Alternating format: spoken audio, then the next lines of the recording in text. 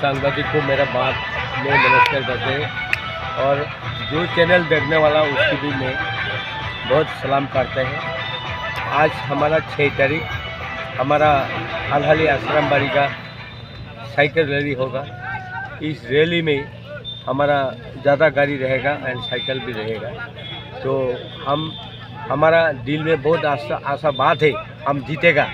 ये हमको कोई हरा नहीं सकेगा, क्योंकि पहले में इधर की भी ये था, एमडीसी था और अभी भी हम मिनिस्टर है एडीसी का।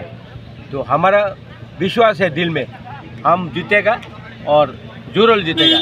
और इस साल में बीजेपी टीटीएडीसी दखल करेगा, टीटीएडीसी गवर्नमेंट बनाएगा बीजेपी।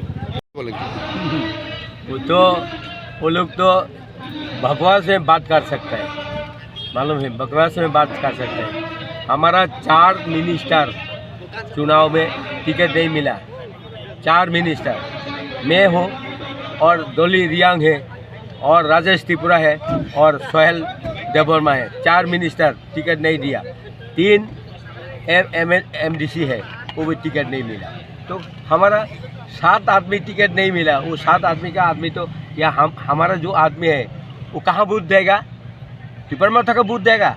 हमारा जो सपोर्ट वाला नहीं, वो बकवास का बात है। 26 का 26, 28 का 28 बोलो, ये नहीं होगा। ये वादा है, हम जरूर जीतेगा इस सीट में, ये हमारा वादा है बस।